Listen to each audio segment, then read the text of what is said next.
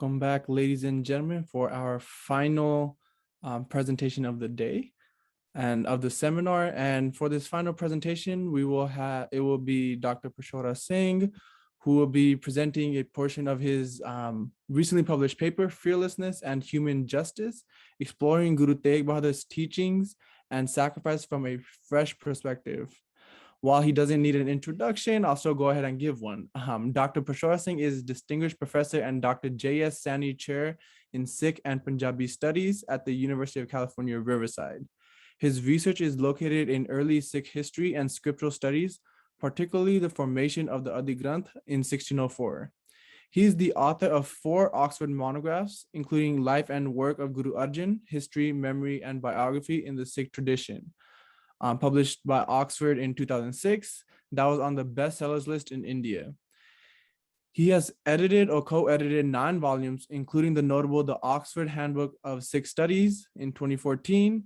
His recent monograph, A Dictionary of Sikh Studies, was launched on Oxford Quick Reference in 2019 in commemoration of Guru Nanak's 550th birth anniversary. For this final presentation, Dr. Singh, the virtual podium is now yours. Thank you, Tejpaul. Everything has already been said, but I'll try my best to. Waheguru Ji Ka Khalsa, Waheguru Ji Ki Fateh. My presentation today explores the state of fearlessness and human justice through an examination of 5 celebrated couplets from Guru Tegh Bahadur's Bani, by placing them in their immediate historical context, followed by an understanding of their wider significance from a global perspective. My main arguments revolve around the critical situation in Mughal India, leading to the 9th Guru's execution at Chandni Chowk in Delhi on November 11th, 1675. By the orders of Emperor Aurangzeb. Rectifying skewed perspectives offered by modern historians, in which the death of the 9th Guru is simply an accident of history and therefore of no consequence to wider humanity, I will argue how Guru Tegh Bahadur was forced to intervene in the flow of history on behalf of downtrodden and minority voices, to bring the people out of their vulnerability. He inspired them with a bold message of resistance against the tyrannical regime by cultivating the spirit of fearlessness and carefree optimism.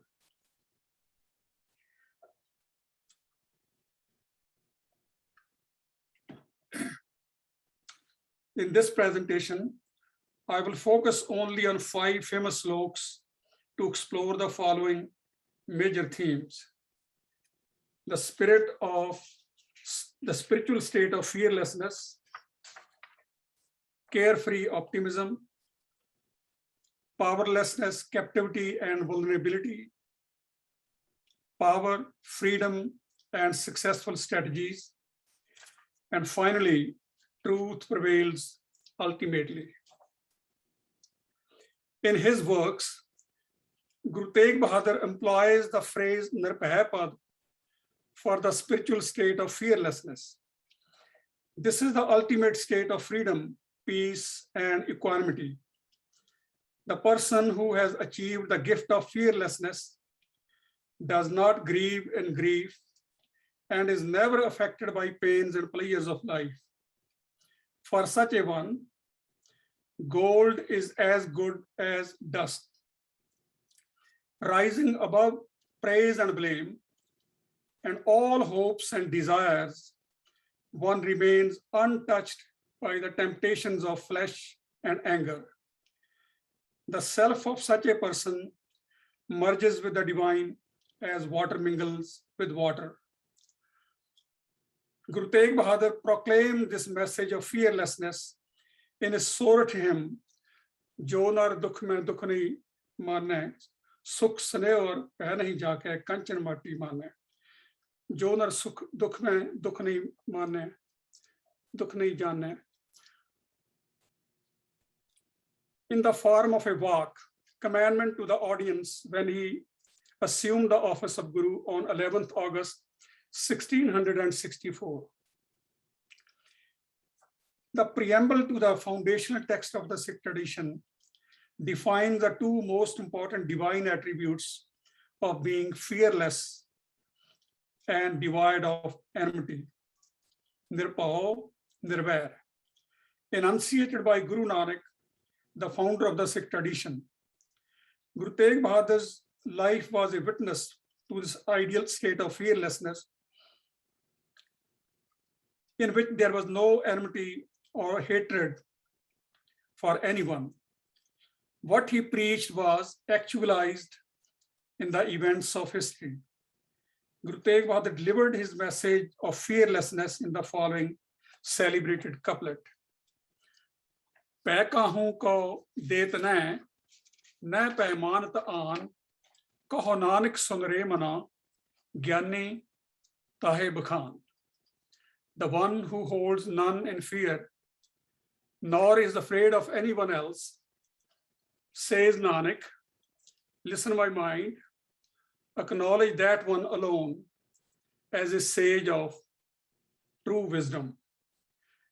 This is the ideal state for human beings, both individually and socially. In this condition, no one submits to high-handedness and exploitation, and no one has the chance to dominate, despoil, or demean another. In this state, there's no aggression, nor any fear of aggression. Peace is the value prized most. Peace is thus ensured. Thus, Guru Tegh Bahadur's notion of fearlessness is accompanied by compassionate love without any prejudice or hatred for anyone. By contrast, a tyrant can be fearless too, like Aurangzeb, but he is full of hatred for the people whom he wants to oppress by misusing his political power. This message of fearlessness by the ninth Guru fired the imagination of the rural population of the Malwa region of Punjab.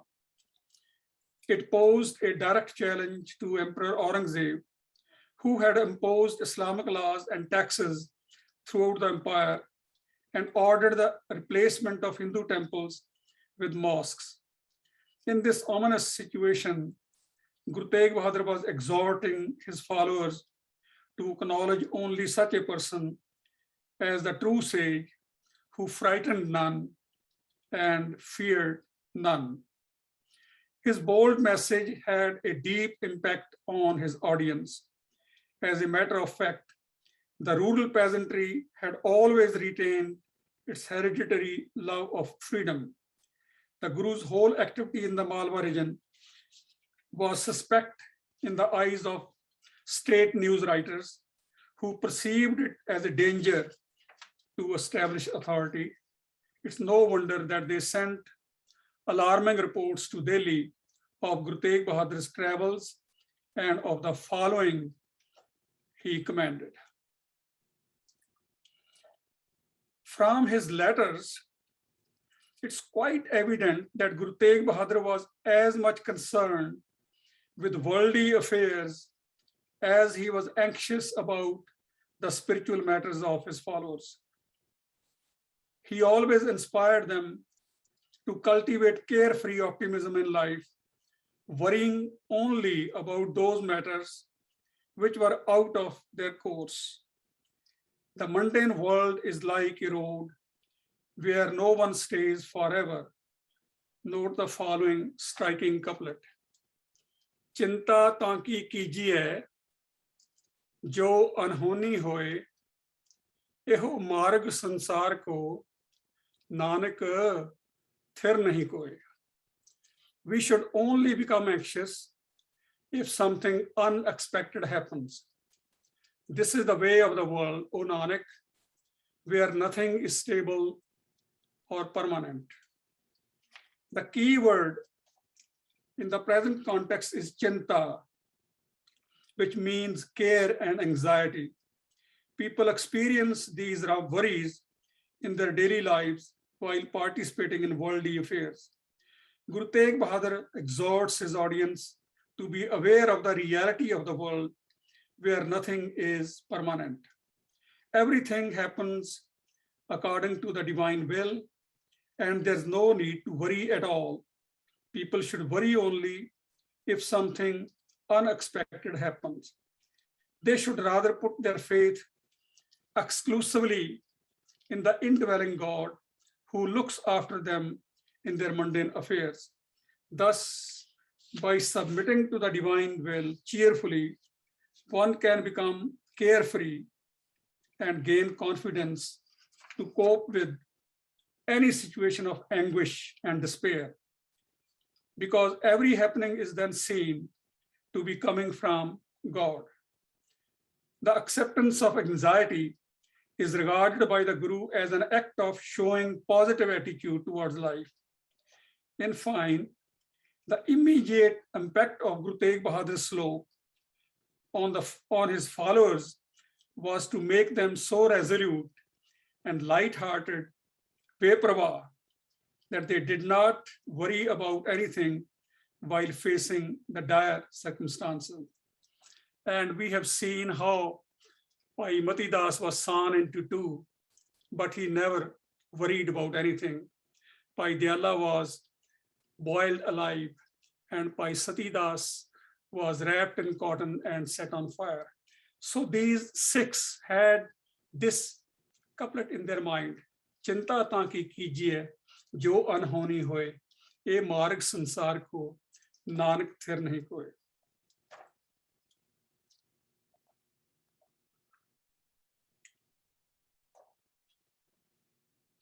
There is a unique Dohra amidst Guru Tegh Bahadur's couplet sloks in the Sikh scripture.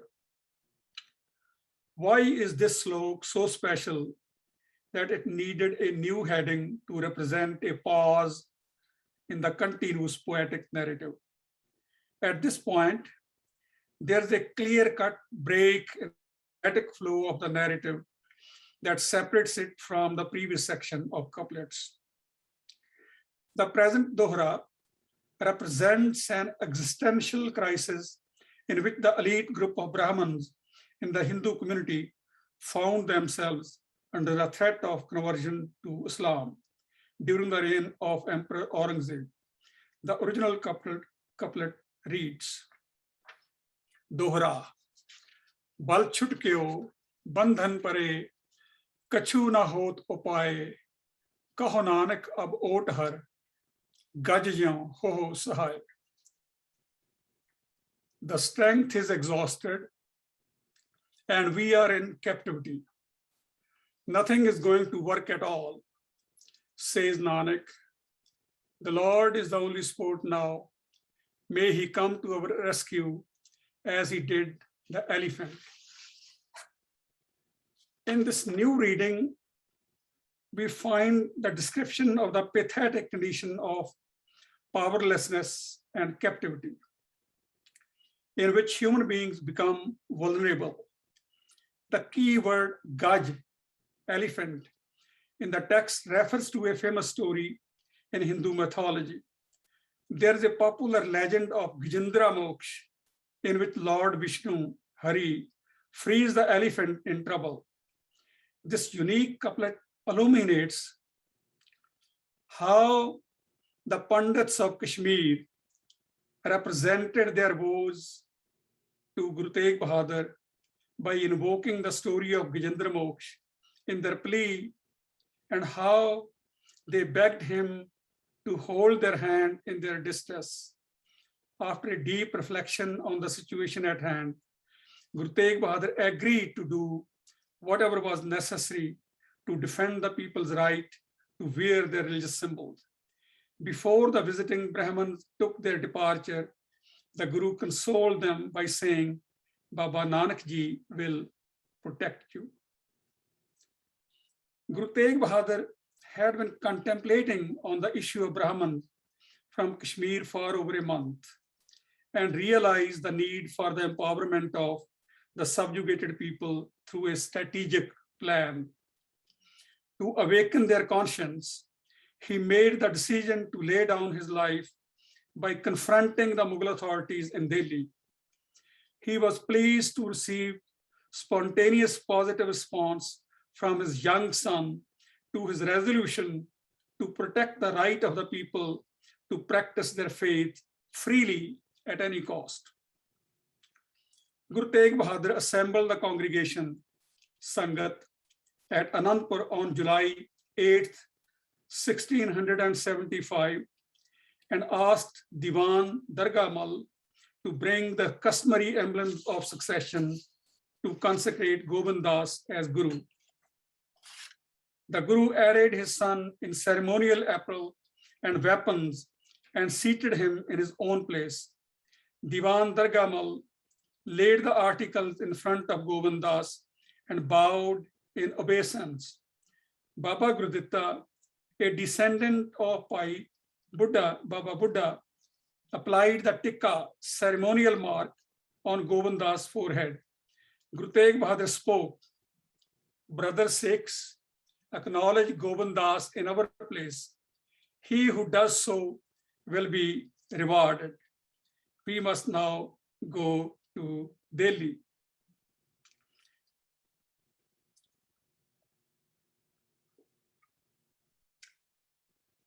Addressing the newly designated Guru, Gobind Das, Guru Tegh Bahadur recited the following couplet to ameliorate the pathetic condition of powerlessness, captivity, and vulnerability. In the context of the political situation of his times, this unique slok, Dohra, was a specific answer to the prayers of the elite groups of Brahmins in the contemporary Hindu society. Bal hoa, bandhan chute, sab kich hot upaye, Nanak sab kich tumre haath mein, tum hi hot sahay. The strength is restored and the shackles are broken. All the strategies are now doable. O Nanak, everything is in your hands, Lord. You are my helper and support.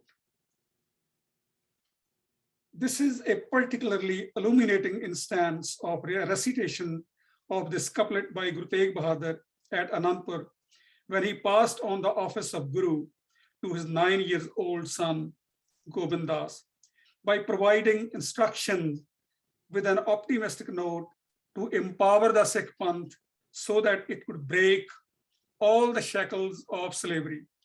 He used the imprimatur of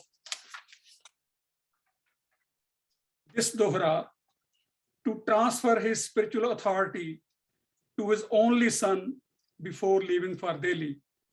The 10th Guru issued this couplet as a commandment, Vak, to his audience, resolving to empower the Sikh Panth.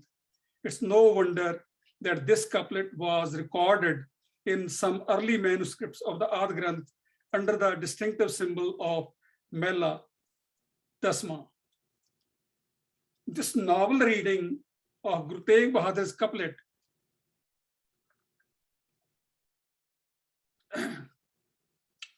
is based on the well-established precedent since the beginnings of Sikh Panth at Kartarpur. First, Guru Nanak transferred his authority to Guru Angad through the imprimatur of the Bani and institutionalized the office of Guru to ensure its survival and permanence. Before he passed away in 1539, Guru Nanak recited the concluding slok of Japji while giving final instructions to Guru Angad, who repeated it in the form of a vak or commandment to the congregation. Slok, Guru Nanak, Pavan Guru, Pani Pita, Mata Tart Mahat, Divsarat Doe Dai Daya, Khela Sagal Jagat. Guru Angad, Pawan Guru, Pani Pita, Mata Tart Mahat, Dins Raat Doe Dai Daya, Khela Sagal Jagat. Unsurprisingly, It's written under his distinctive symbol in war march with minor variation stressing the continuity and unity of the office of Guru. Second,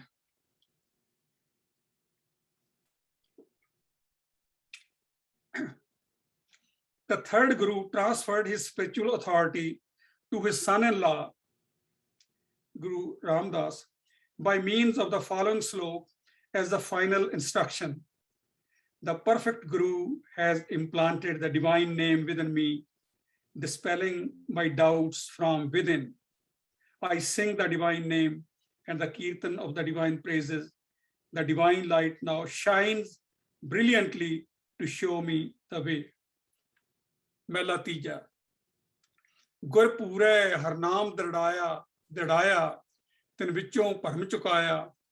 Ram naam harkeerat gai, kar chanan mag dikhaya. Home maar ek liv lagi, antar naam vasaya. Gurmati jam jo hai na sakhai, sache naam samaya. Sab ape ap varte karta, jo bhavai so nae laya. Jan nanak naam le ta jeevai, bin naavai khin mar jaya.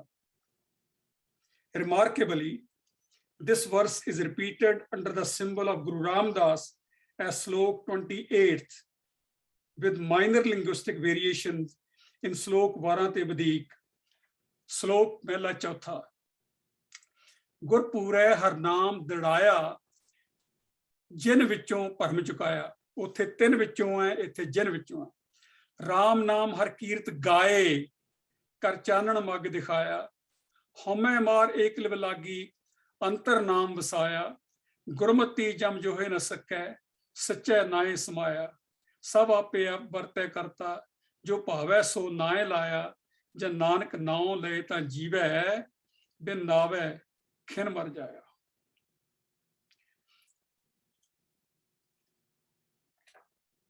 Proclaiming it as a commandment, walk to the congregation, the fourth Guru made it the principal source of inspiration while performing kirtan in classical melodies during his spiritual reign. He was an accomplished musician who added 11 new ragas to the existing system of 19 ragas in which Guru Nanak performed. Third example.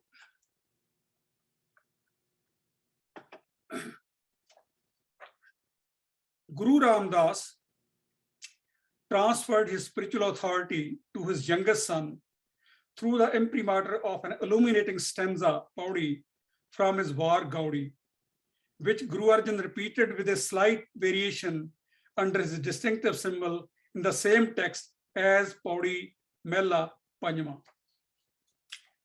Guru Ramdas, Paudi. Nanak vichare sant jan char ved kahande, Bhagat mukhe te bolte se vachan habande, Pragat pahara japda sab lok sunande, Sukh na payan mugdnar sant naal kahande, Oye lochan ona gunano, Oye ahankar sadande, Oye vichare kya karain, Ja bhag turmande, Jo mare tin par brahm se kise na sande, Vair kare nirvair naal, Tarmanyay pachande, Jo jo sant srapya se firai pavande, Paid mundahun katya tis dal sakande. Now in the same war, Guru Arjan is at the 31st Paudi saying Paudi Mahalla Panjama. Excellent title. Nanak vichare sant mun jada, char ved kahande, Bhagat mukhe te bolde se vachan havande, Pragat pahare japde sab lok sunande, Sukh na payan mugdnar sant naal kahande, Oye lochan ਉਹਨਾਂ ਗੁਣਾਂ ਨੂੰ ਓਏ ਅਹੰਕਾਰ ਸੜੰਦੇ ਓਏ ਵਿਚਾਰੇ ਕਿਆ ਕਰੇ ਜਾਂ ਭਾਗ ਤੁਰਮੰਦੇ ਜੋ ਮਾਰੇ ਤਨ ਪਾਰ ਬ੍ਰਹਮ ਸੇ ਕਿਸੇ ਨਾ ਸੰਦੇ ਵੈਰ ਕਰਨ ਨਿਰਵੈਰ ਨਾਲ ਧਰਮ ਨਿਆਏ ਪਚੰਦੇ ਜੋ ਜੋ ਸੰਤ ਸਰਾਪਿਆ ਸੇ ਫਰੈ ਪਵੰਦੇ ਪੇੜ ਮੰਡਾਹੂ ਕੱਟਿਆ ਤਿਸ ਡਾਲ ਸਕੰਦੇ. Now this is excellent example when Guru Ramdas is giving the instructions to his son when he is designated as the next guru, fifth guru, that you have to be careful from the slanderers, from your elder brother, Prithi Chand. So all that historical situation is related in this body as a piece of advice to Guru Arjan.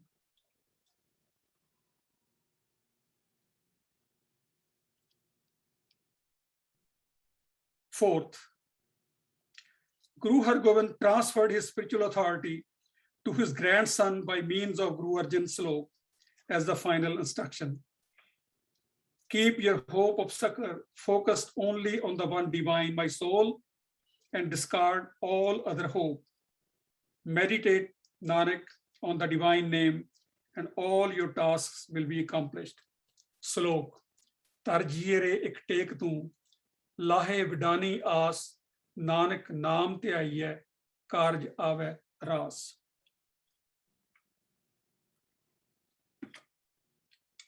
Guru Har Rai inscribed these words on a piece of paper and issued a commandment, walk, to the congregation. Fortunately, this important historical information is preserved in a manuscript of the Adi Granth completed in 1667 by Jograj. The piece of information given on folio 3B of the manuscript is said to be a copy of Guru Har Rai's writing, Satवें महल क्या अखरां की नकल. The scribe has, given a little bit of variant reading. Slok tar jire ek tek tu lahe vadani yas nanak naam te hai tu tere karja mein ras. Sarmor vich thappal ka dera takhat utte baithe haan ek pehar doe kadiyan din chadhiya si तीसरी दा अमल मंगलवार पो मां दा पिछले पख लिखिया बाचेगा सो निहाल होवेगा उसका जम्मन मरण कटिएगा गुरु का वाक है.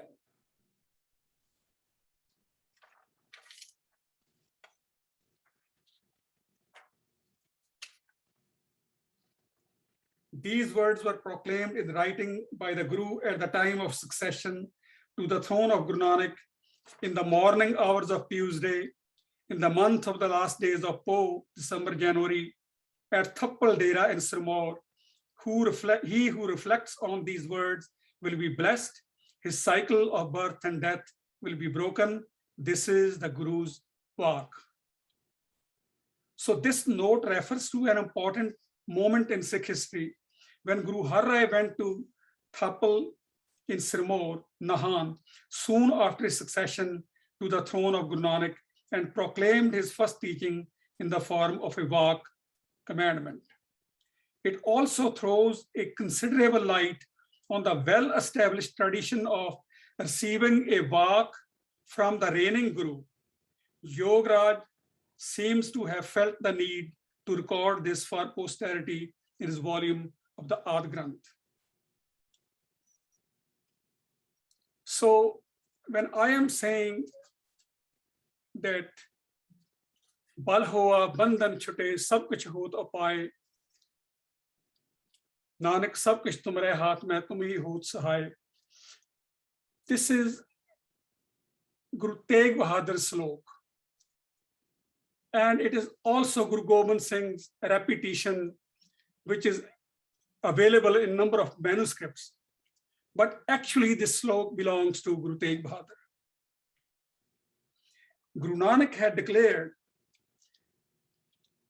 the ultimate victory of truth over falsehood, especially falsehood will come to an end, O Nanak, and truth will prevail in the end. Kood nkhutte Nanaka odak sach rahi. Dr. Harjeet Singh Gill explained this couplet, this quotation of Guru Nanak, Kood nkhutte Nanaka odak sach rahi.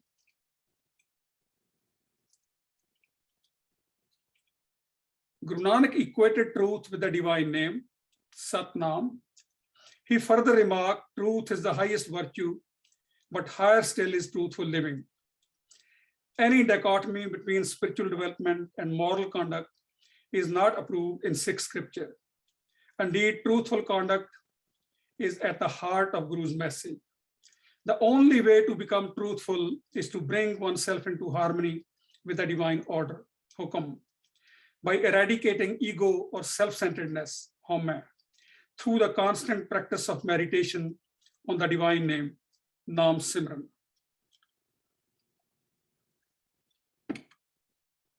In line with Guru Nanak's teachings, Guru Tegh Bahadur highlighted the everlasting power of truthful living in his final optimistic note. Naam raheo, sadhu raheo Guru Gobind, kaho Nanak e jagat mein kin japyo Gurmant.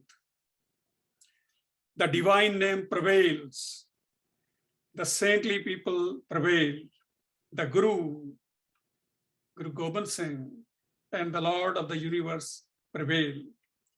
Say, O Nanak, how rare are those who recite the Guru's mantra in this world. Here, Guru Tegh Bahadur's anticipatory experience reaches the climax of optimism. He envisioned that his martyrdom would not be the end of things. For him, the divine name, the saintly people, the Guru Gobind Singh, and God would stay forever. In fact, Guru Tegh Bahadur wanted to dispel any ambiguity about his successor in the face of competing claims made in the past by the pretenders to the office of Guru. He gave his final advice to the congregation through the 10th Guru that the constant remembrance of the divine name would be the only panacea for all predicaments in life. Sankat.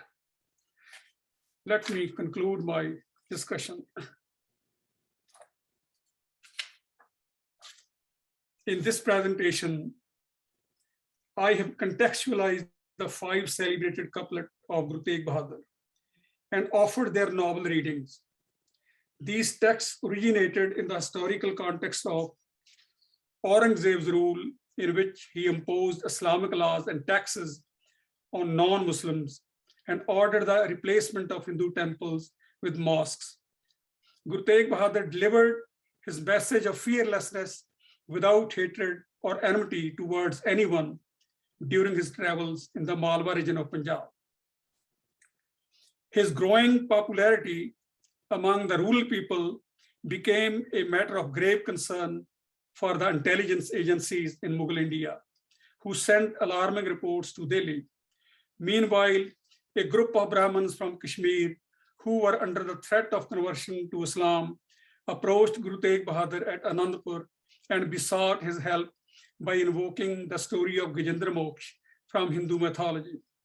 The Guru consoled them and made the decision to confront the Mughal authorities in Delhi. He designated his only son to the office of Guru and instructed him to empower the Sikh Panth so that it could break the shackles of slavery. He gave specific instructions to him, along with the scribes at Anandpur, to include his compositions at appropriate places in different raga sections and the epilogue. He delivered the message of hope, optimism, and faith in the face of persecution by Mughal authorities. One of the outcomes that emerged from this analysis is the diversity of the Sikh Panth during this period, reflected in the popularity of 3 recensions of the Adi Granth among the competing groups. The Damdama recension consisted of the original Kartarpur text prepared under the direct supervision of Guru Arjan in 1604, plus the works of the 9th Guru. The Lahore recension differed from the Kartarpur volume only in its concluding section. In 1642, a Sikh named Banno traditionally prepared another recension of the Adi Granth at Khara Mangat in Gujarat district. The Banno bead consisted of Kartarpur text plus some unauthorized additions. It originated at a time when the main center of Sikh activities shifted from Amritsar to Kirtpur under Guru Hargobind, who had to withdraw to the Shivalik Hills due to the pressure of Mughal authorities.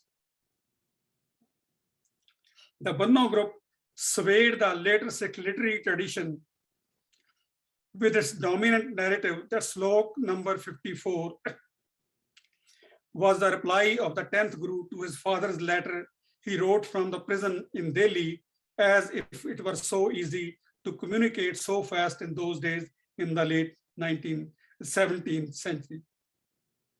This narrative originated from the presence of the title of Mela Dasma in the Banno recension of the Ad Granth, completed in 1675, soon after 9th Guru's martyrdom, a title which may have been consciously inserted by the scribes to lend weight to this story. Unsurprisingly, stories circulate fast in any community because of their simplicity and popular appeal than the complex historical facts. On Guru Tegh Bahadur's 300th martyrdom anniversary, scholars nurtured in the Singh Sabha mode of rational interpretation started questioning this dominant narrative and accepted the 9th Guru's authorship of slok number 54. Here, the noteworthy point is that the manuscripts of the Damdama bead, written under the direct supervision of Guru Gobind Singh, did not have the title Mela Dasma to reflect his authorship of slok number 54. Thus, the 10th Guru closed the canon after including the works of his father that were given to him before he left for Delhi. In sum,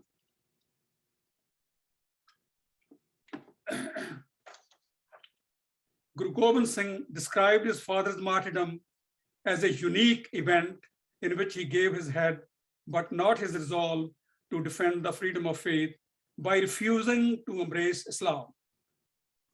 In this context, Wilfred Cantwell Smith has tellingly remarked that, quote, the attempt forcibly to convert the 9th Guru to an externalized, impersonal Islam clearly made an indelible impression on the martyr's 9-year-old son, Gobind, who reached slowly but deliberately to eventually organizing the Sikh group into a distinct, formal, symbol-patterned, boundaried community, unquote.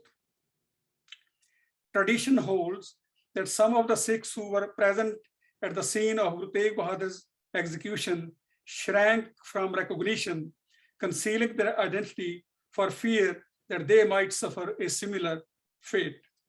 To respond to this new situation, the 10th Guru resolved to impose on his followers an outward form that would make them instantly recognizable. Following his father's last instructions to empower the community, he restructured the Sikh Panth and instituted the Khalsa, pure ones directly under the jurisdiction of the divine sovereign. On Vaisakhi Day, 1699, an order of loyal Sikhs bound by common identity and discipline. The creation of the Khalsa by the 10th Guru was unique in two senses. First, it invited all Sikhs to join the order of the Khalsa, regardless of their background. Even Guru Gobind Singh also joined the order of the Khalsa. You can see here when he was being initiated by the 5 beloved ones. Second, it had a coherent vision of political sovereignty. All warriors of righteousness, Dharam, engaged in a struggle against tyranny, social injustice, and economic exploitation. They were infused with a new spirit to help the weak and confront the powerful. They were further inspired to establish the sovereign rule of the Khalsa, a new era of political and social awareness dawned with Guru Gobind Singh, not as a departure from Guru Tegh Bahadur, but as a step forward.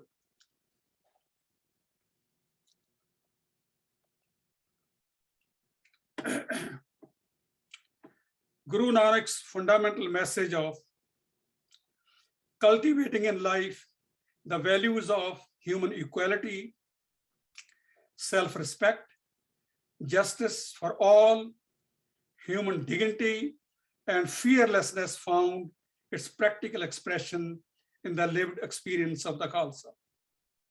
Thus, Guru Tegh Bahadur's martyrdom laid the foundation of modern ideas of defending the universal values of freedom of conscience and human rights much before the dawn of European Enlightenment. Thank you very much.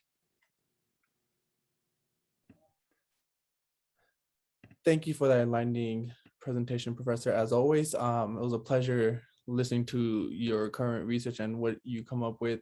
And just a reminder for those who are still with us, if you have any questions, please feel free to use the Q&A feature.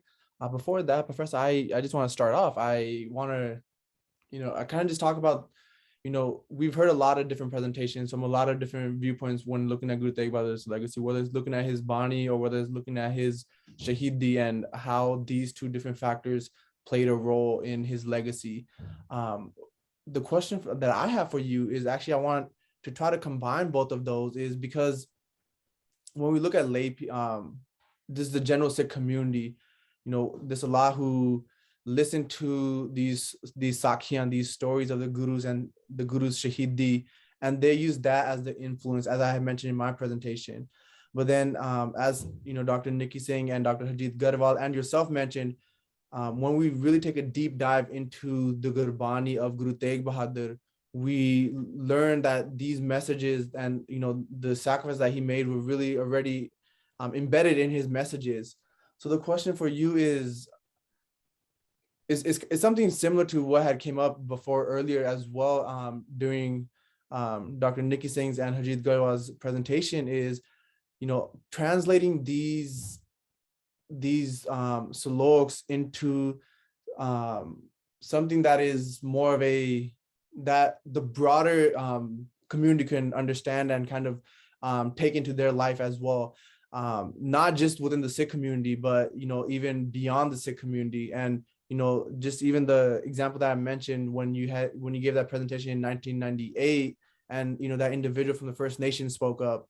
So how do you think, or do you think there is something that we are, as a Sikh community, as Sikh scholars, that we're missing when it comes to connecting Guru Tegh Bahadur's message to a broader global audience? Or what can we do to connect this message to non-Sikhs as well? Every generation has to rewrite and reinterpret the ancient message. When we are talking about Guru Nanak's Bani, basically the theory of the Khalsa is already present in Japji Sahib, Panch Parwan, Panch Pradhan, Panchi Pave Dargeman, Panch Pyare. The idea of 5 beloved ones, cherished 5, is already there. And Guru Nanak also tells how to prepare Amrit in the last stanza of Japji Sahib. Kadiye Shabd Sachi Taksal, Amrit Tahals, how to prepare nectar and so on. So even Kabir uses the word Khalsa. Kau Kabir Jan Pai Khalse Prem Bhagat Je Jane. Prem Bhagat, the idea of loving devotion. And Guru Nanak is defined Jato Prem Khelan Ka Chao, Sir Tar Tali Gari Meri Aao, It Marg Per Tarije, Sir Dije Karna Kije. So that was the voice of Guru Nanak.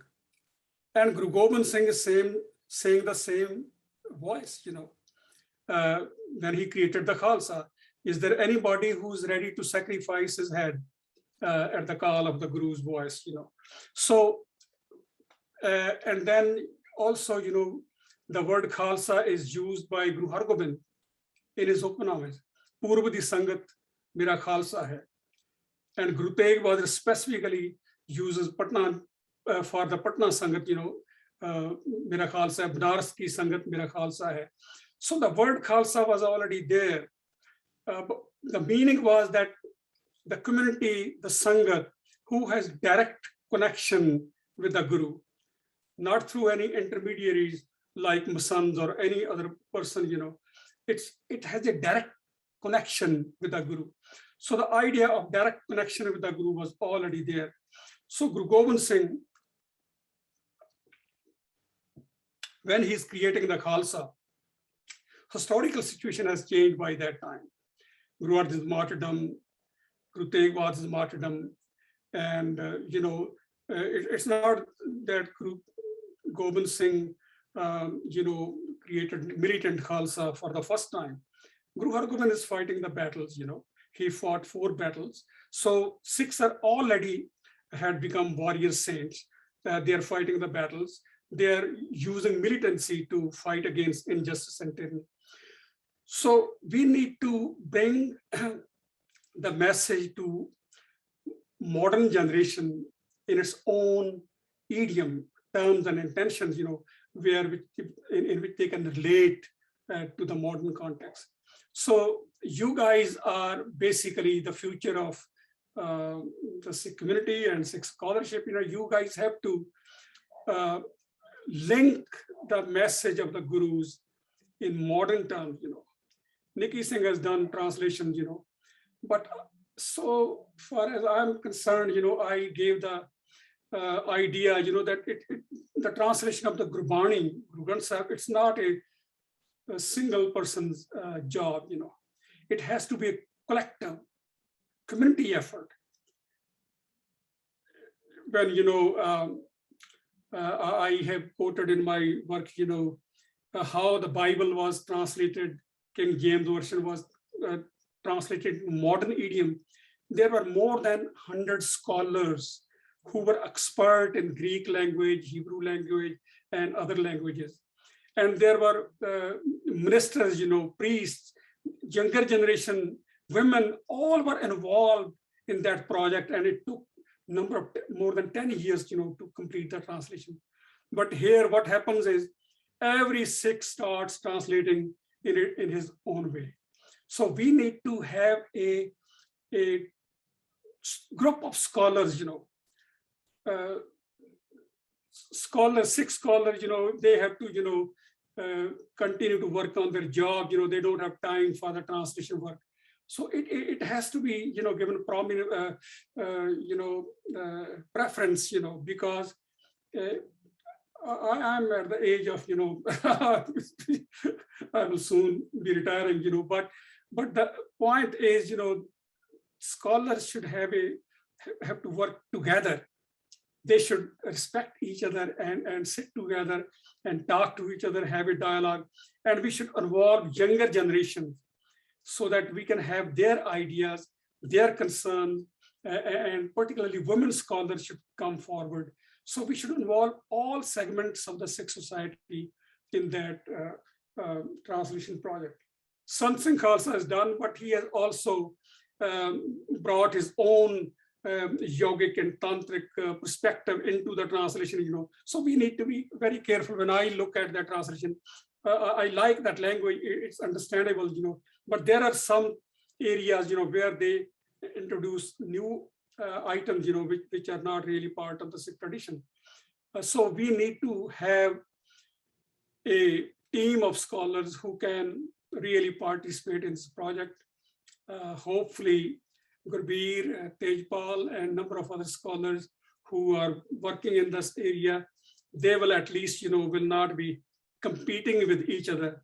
Our generation was, always competing with each other, So we had come from India, we carried all the baggage of cultural traditions with us. And so, but I would encourage you to have a cooperative spirit, sit together, work together, think about the future generation. Your children will be a totally different generation. And they will not understand your language. You have to make an effort to pass on the traditions and Gurbani to them. It's a very hard job. It's not simple. Punjabi language is already gone. Basically, children being raised in North America or in the diaspora, they know very little Punjabi. They go to Gurdwara, do Matha Tekna, listen to some Shabad and look at the screen for translation. That's it. But until or unless you recite Gurbani, enjoy Kirtan, participate, engage with Gurbani, engage with Guru Granth Sahib, you will not be able to really appreciate that this is the living Guru talking to us, when we are reading Gurbani. We are listening to Guru Nanak's voice. We are listening to Guru Amar Das' voice. So we are listening to their melodies, their ragas. All this has to be understood very, very clearly. But how do you do for next generation? It's up to you now. So we have done our best, whatever we could have done, we have done. But now the ball is in your court. You guys have to be, spend a lot of time, read the original sources, as we did Sacred Language of the Sikhs course, that was, so I tried my best to pass on that legacy of classical language and Gurbani, and you guys have to further explore in the light of Dr. Harjeet Singh Gill's new book, go through that, you will learn a lot of things. Thank you for that. And, on that as well, we have a comment, not a question, from Dr. Rupinder Brar. Excellent thoughts about Dr. Pashaura Singh. Need a think tank made up of academics who not only do a textual translation, but contextualize it within a unified Sikh philosophy. So just speaking to the point and the comments that you were just making right now. And then on a related note, we have a question from Gurdas. Even though the teachings are centuries old, they are still relevant. They can be utilized by people in everyday life. However, are Guru Tegh Bahadur teachings overshadowed by those of Guru Nanak, as his messages are more prominent in the popular conscious? The message of Guru Nanak is always dominant, it's a discourse of Guru Nanak, Guru Nanak's teachings. That is the discourse of Gurbani. So all the gurus, Guru Arjan, Guru Tegh Bahadur, Guru Gobind Singh, they are immersed in that message and not overshadowed. Guru Nanak and Guru Tegh Bahadur are one and the same thing. So the message is the same. Guru Gobind Singh in the Dasam Granth, in order to create martial spirit, Dasam Granth is a different text, But when you read Guru Gobind Singh's own composition, Japsa, Swaye, Chaupai Sahib, and other Banis, Akal, Vichitra Natak, you will find, complete congruence with the message of Guru Nanak. So the message of Guru Nanak will always stay, because all the gurus signed by using the name of Nanak. Nanak, Kaho Nanak Sundari Mana. Guru Tegh Bahadur is using the symbol, the signature line of Guru Nanak. They are speaking as 9th Nanak, 8th Nanak, 10th Nanak, and all. They are speaking in the voice of Guru Nanak. Excellent response. But even just adding to that, they are as you mentioned, they are speaking as Nanak. But then this also reminds me of something else, that it seems as if when we look at the dominant Sikh community, when we're talking about the general Sikh community, there seems to be a huge emphasis on just several gurus. When looking at emphasis on Guru Nanak, there'll be an emphasis on Guru Arjan, emphasis on Guru Hargobind, and emphasis on Guru Gobind Singh, right? So there's several emphasis placed on several gurus, while all of them are the same soul. They're all Nanak. What would you say about the emphasis that we do place on several gurus, whereas there's not necessarily enough being talked about the messages that were highlighted by other gurus? Because historical situation is changing with every guru. So when Guru, if you read Gurbani carefully, Guru Amar Das, for example, is in dialogue with Guru Nanak all the time. If Guru Nanak is writing Patti Likhi, Guru Amar Das writing Patti, Guru Nanak saying Soile, Guru. So all the gurus are basically, for the message of Guru Nanak is the inspiration. but they're also responding to their own historical situation where the community is new, issues are different, and factional fights are also taking place. The sons of the Gurus have created trouble within the Sikh Panth, right from the beginning, Sri Chand, starting with Sri Chand and Lakshmi Das. So throughout the Guru period, you will have all these family relations, creating division or dissent within the Sikh community. So Sikh Panth has never been homogeneous or a monolithic tradition. It was already divided into a number of groups, So we have to keep in mind the historical situation of each guru.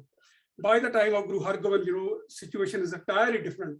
At that time, there's no need to write any further Gurbani, there's need to prepare the Sikhs, for fighting. So all those things have to be taken into account.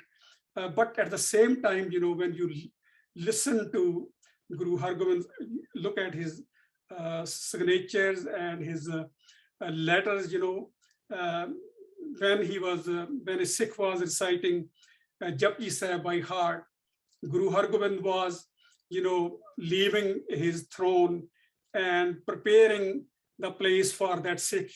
Bhai Gopal was reading Japji Sahib. After he finished, when he was reading Slok Pavan Guru Panipata, he said, if the Guru can give me the prize of that new horse from Kawal, I will be very pleased.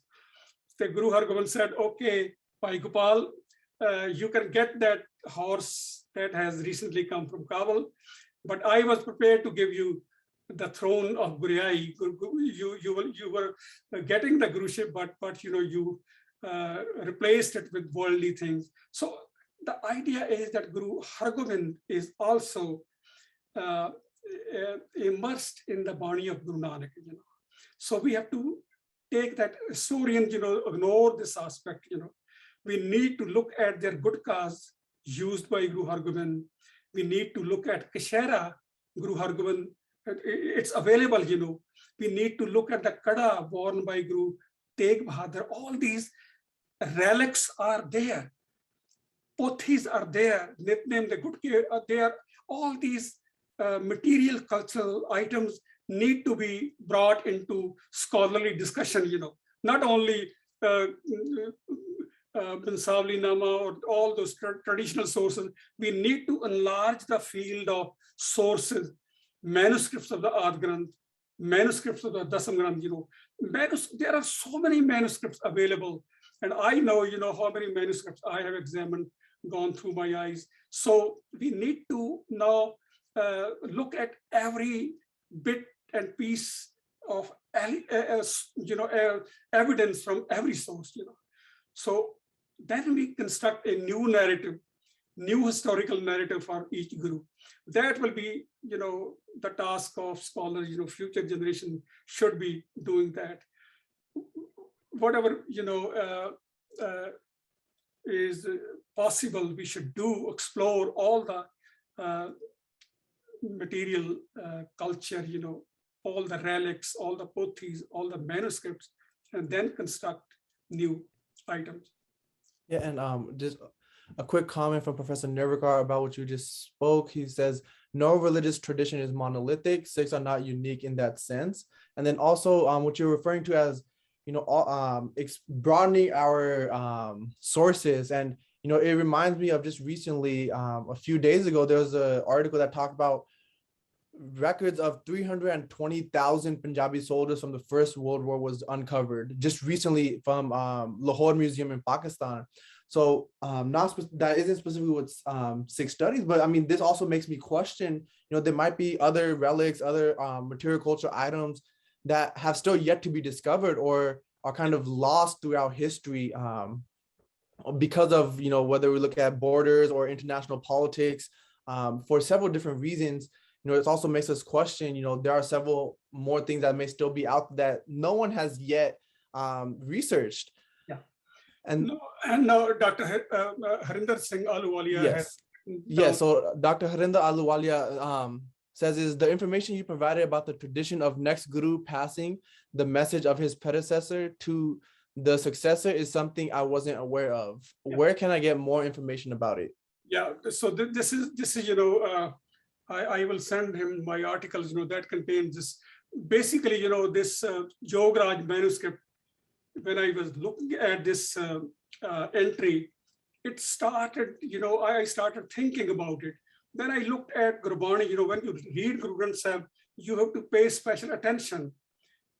Slok Pavan Guru Pani Pita Mata. I mean, we go by the evidence of Jarm Sakhis or other later evidence, but first go to the Guru Granth Sahib, go to Guru Nanak's original Bani that is contained in the Guru Granth Sahib. It's most authentic. So when you look at it and then you look at other gurus, you have to look at the connections, relations, when each guru is in dialogue with the previous guru. So you have to go through that, and look at those instances. For example, Dohra, what was the need of the word Dohra? It immediately struck me, that it separates the last 5 sloks from the previous situation. Immediately, I started working on my article. During the summer vacation, I worked on this article, only looking at all these ideas came to me, when I was working on Guru Tegh Bahadur. But before that, I was not aware at all. So this is how you should be reading Gurbani carefully, with rahaw, with pause, slowly, and look at different connections and look at headings. There are so many instructions given by Gurudas and Guru Arjan. You have to appreciate. In the morning, Dr. Gill was appreciating that you should not ignore Guru Arjan's and Bhai Gurudas, sensitivity towards the grammar of the previous gurus, and that is very important point. You have to see how much refinement is made in Gurbani.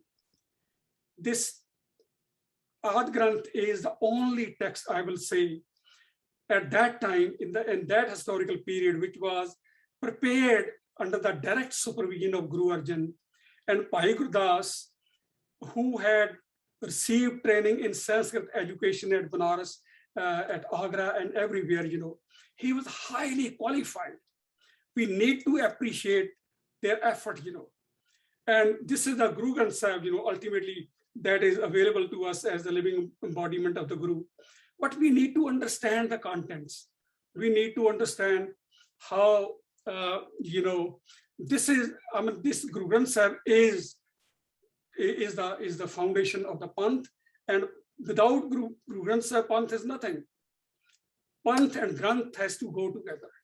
So we have to be extremely careful and appreciate what the Gurus have done. But there's a lot of work need to be done in the field of Sikh studies.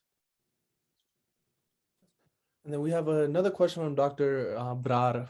For Dr. Pashaura Singh, do you have any theory why Guru Tegh Bahadur was passed over for Guruship by his father? It's not theory, it's a fact, Emperor Shah Jahan had appointed Tirmal by giving him a grant. There's a Persian document available at Kartarpur Sahib, Jalandhar Kartarpur, a grant was given to Tirmal in 1643, and Guru Hargobind knew it. And he said, well, I'm going to designate his younger brother to challenge the pro-establishment position of Tirmal. It was not that Guru Hargobind was bypassing Guru Tegh Bahadur. He could have designated him, but he wanted to show to the Mughal authorities that here Guru Har Rai is the Sikh Guru, 7th Guru, not the Tirmal supported by the Mughal government. Similar thing was done by Guru Har Rai. Guru Har Rai appointed his youngest son, Harkishan. It was a challenge to Emperor Aurangzeb, who was hoping that Ram Rai is basically in his custody and he can manipulate him and he can control the Sikhs. But, Guru Har Rai said, no way. anyone who has taken the pro-established stance has nothing to do with the Guru. So Guru Harkishan knew everything, and he appointed Baba Bakale Guru Tegh Bahadur, So Guru Hargobind did not consciously bypass him, but he wanted to, he had another urgent concern at that moment. But historically, the Guriyai came to Guru Tegh Bahadur. So it is history, what happened. We need to look at what actually happened and how it happened. What were the different forces working in those periods? So we have to be very careful. That's my theory. Thank you, Professor. And those are all the questions that we have. And I know we'll be supposed to be joined by Dr. Harkeerat Dhillon for webinar summation, but he is not with us. So Professor Singh, if you just want to conclude with the webinar summation and go from there. Wow, what a wonderful virtual conference. First of all, I want to thank our viewers from all over the world. Thank you so much for your patience and active participation. Some of you raised very good questions, and those questions were very thought-provoking. Second, my gratitude goes to all the scholars who presented their thoughts on the life and work of Guru Tegh Bahadur. Third, I would like to thank our staff members, particularly Diana Marroquin, for her constant support for this conference. Finally, I would like to express my deep appreciation for the members of my organizing committee. Tejpaul Singh Bainiwal, all of you should, Gurbir, Adam, you should come on the stage now. Tejpaul Singh Bainiwal, Gurbir Singh, and Adam Tyson. As my doctoral students, you are really my extended arms for multiple tasks. I owe you guys a debt of gratitude. You will always have my 100% support in your career here at UCR and beyond this campus. I'm proud of you. All the success of this conference and earlier conferences belong to you. When you start your independent careers, I can assure you, you will organize excellent conferences at your new institution. And I wanted that Dr. Harkeerat Dhillon should have come, but he was going to announce Harkeerat and Deepta Dhillon Research Award to Tejpaul Singh Bainiwal. So congratulations, Tejpaul, and you will be receiving that award. Earlier we had given to Gurbir Singh, now it was your turn. You have received that award. Now I would like you guys to say your mind and speak. Thank you, Professor, for the kind words, and also for the research award. And no, I think it was just an amazing seminar, and I'm glad to have been a part of the organizing committee. I think it was amazing, partly because we got to view Guru Tegh Bahadurji's legacy from multiple different perspectives, whether it's looking at the social justice legacy, whether it's looking at Guru Tegh Bahadurji online, looking at his Bani as a mental health resource, or even the power of the poetry aspects of Guru Tegh Bahadurji's Bani. I think it's amazing because, as mentioned in several of the comments, we tend to, not focus on several gurus as much as others. So it was a blessing, and I'm glad to have been part of the organizing committee and glad to have been part of a wonderful group of presenters at this seminar. And thanks to everyone who attended and stayed with us. And thanks to Professor Singh and my colleagues Gurbir and Adam as well. Dr. Singh, your support means so much to us, and also, the chance to practice our trade and to to be a part of these discussions and to be present here with y'all and learning with y'all. It's absolutely a pleasure and a privilege, and I really I owe you a debt of gratitude for that. So I'm always happy to organize the conference because it does so much for me at the same time. And I get to go forward and, in my world religions class, I get to tell students about Sikhism, and they go from knowing nothing at all to eventually then going, oh yeah, social justice, beautiful poetry and music expressing, profound human truths. And then, that's a wonderful transformation to get to see and pass on in students. So I really thank you for sharing your knowledge and your time, your experience with us. And to Tejpaul and Gurbir, I mean, we're almost to the end of our road, but we've been part of the same cohort for a long time. I've learned so much from you guys, and it's been really wonderful learning from you as well, and working with you too. And thank you to all the presenters. I mean, every time it's just a whirlwind of illuminating knowledge, in an area that I'm not an expert, and it's I thank you again for allowing me to just step in and glean some of your wisdom. So thank you to everyone who presented and participated as well. Yeah, I want to thank, first of all, Dr. Singh for giving us these opportunities that a lot of grad students don't have the access to. Speaking to other members of our cohort, it seems like we've been given opportunities that some people can only dream of. So I want to thank Dr. Singh and obviously all the participants for, it's because of the audience are even able to put any of this on and do the presenters and the whole world of Sikh studies. So I want to thank everyone for supporting the department, supporting the field of Sikh studies, supporting UCR. And I want to thank my colleagues as well, Tejpaul and Adam. It's been a fun few years, a fun few more years to go. I am a year behind you guys, so you guys will probably be gone a year before me. So it'll be an interesting year, or however long it is when I'm without you guys. I'm sure we'll organize one more conference together at the very least. Yeah, I'm sure. Even after, I'm sure we'll still be working together. So it's looking forward to the future.